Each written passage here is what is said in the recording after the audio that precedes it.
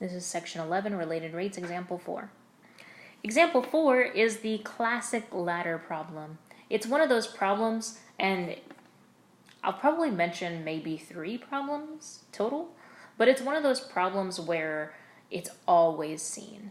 And whether you're taking AP Calculus or you're taking college calculus and you're in Cal 1, you will see this problem. It's very popular.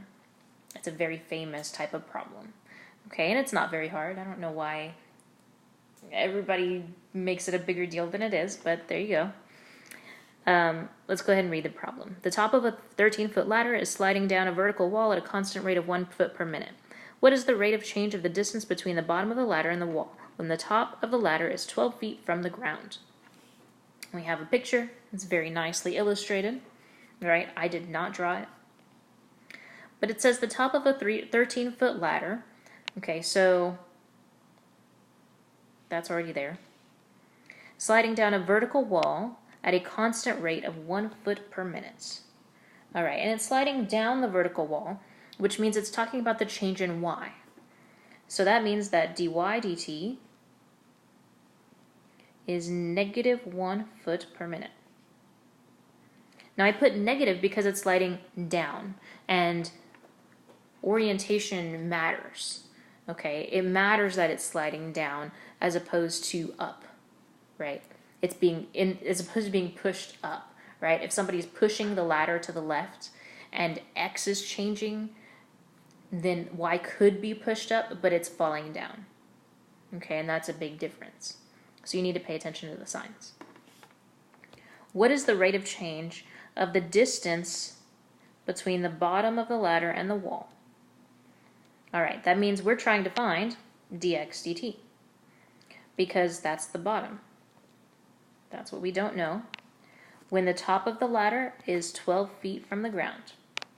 All right, that's the y because that's the vertical distance. So when y is 12 feet. Okay, and we have this perfect triangle again. So just like in example 3, we're going to use Pythagorean Theorem. This time we're just given a different part of the triangle, right? We're given the hypotenuse. So we know that x squared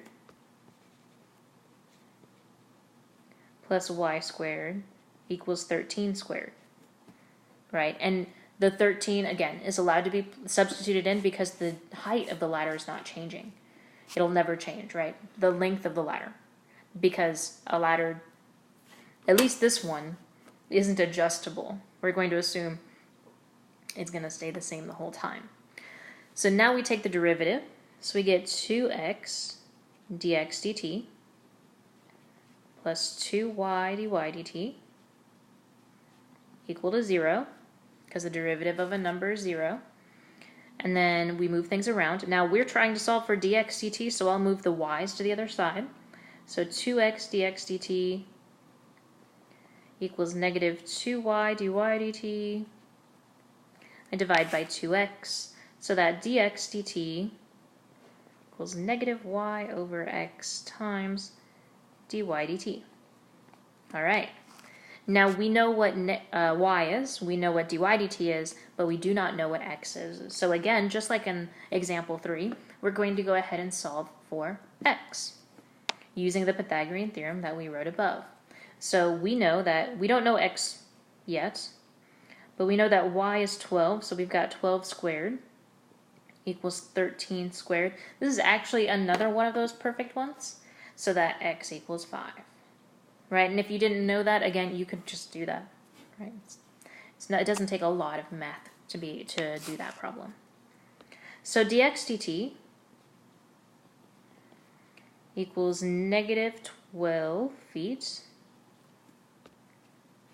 over, what did we just come up with? 5 feet times dy dt, which was negative 1 foot per minute.